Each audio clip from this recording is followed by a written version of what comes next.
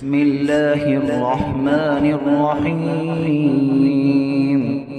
الرحمن علم القرآن، خلق الإنسان علمه البيان.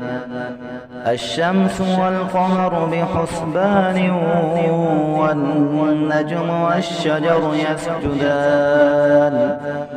والسماء رفعها ووضع الميزان، ألا تطغوا في الميزان. وأقيموا الوزن بالقسط ولا تخسروا الميزان. والأرض وضعها للأنام، فيها فاكهة والنخل ذات الأكمام. والحب ذو العصف والريحان، فبأي آلاء ربكما تكذبان. خلق الإنسان من صلصال كالفخار، وخلق الجان من مارج من نار. فبأي آلاء ربكما تكذبان. رب المشرقين ورب المغربين، فبأي آلاء ربكما تكذبان. مرج البحرين يلتقيان، بينهما برزخ لا يبغيان. فبأي آلاء ربكما تكذبان. يخرج منهما اللؤلؤ والمرجان، فبأي آلاء ربكما تكذبان. وله الجوار المنشآت في البحر كالأعلام. فبأي آلاء ربكما تكذبان. كل من عليها فان، ويبقى وجه ربك ذو الجلال والإكرام. فبأي آلاء ربكما تكذبان. يسأله من في السماوات والأرض، كل يوم هو في شأن. فبأي آلاء ربكما تكذبان. سنفرغ لكم أيها الثقلان، فبأي آلاء ربكما تكذبان.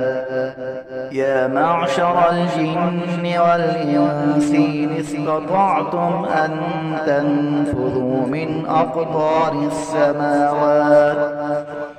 أقطار السماوات والأرض، فانفذوا لا تنفذون إلا بسلطان. فبأي آلاء ربكما تكذبان. يرسل عليكما شواظ من نار ونحاس، فلا تنتصران.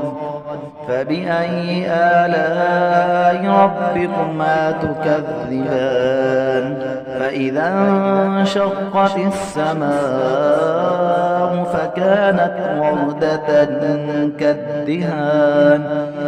فبأي آلاء ربكما تكذبان. فيومئذ لا يسأل عن ذنبه إنس ولا جان. فبأي آلاء ربكما تكذبان. يعرف المجرمون بسيماهم، فيؤخذ بالنواصي والأقدام. فبأي آلاء ربكما تكذبان. هذه جهنم التي يكذب بها المجرمون، يطوفون بينها وبين حميم آن فبأي آلاء ربكما تكذبان ولمن خاف مقام ربه جنتان فبأي آلاء ربكما تكذبان ذواتا أفنان فبأي آلاء ربكما تكذبان فيهما عينان تجريان فبأي آلاء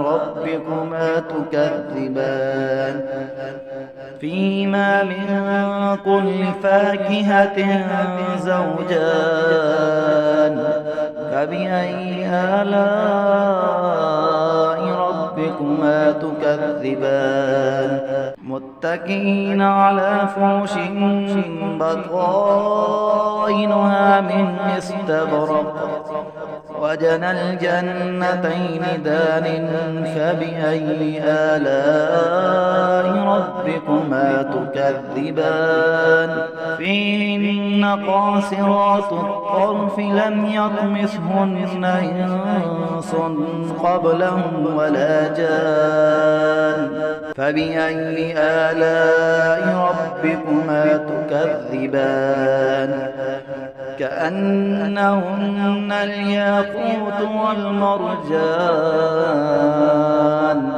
فبأي آلاء ربكما تكذبان هل جزاء الإحسان إلا الإحسان فبأي آلاء ربكما تكذبان ومن دونهما جنتان فبأي آلاء ربكما تكذبان مدهامتان فبأي آلاء ربكما تكذبان فيهما عينان نضاختان فبأي آلاء ربكما تكذبان فيهما فاكهة ونخل ورمان فبأي آلاء ربكما تكذبان فيهن خيرات حسان فبأي آلاء ربكما تكذبان حور مقصورات في الخيام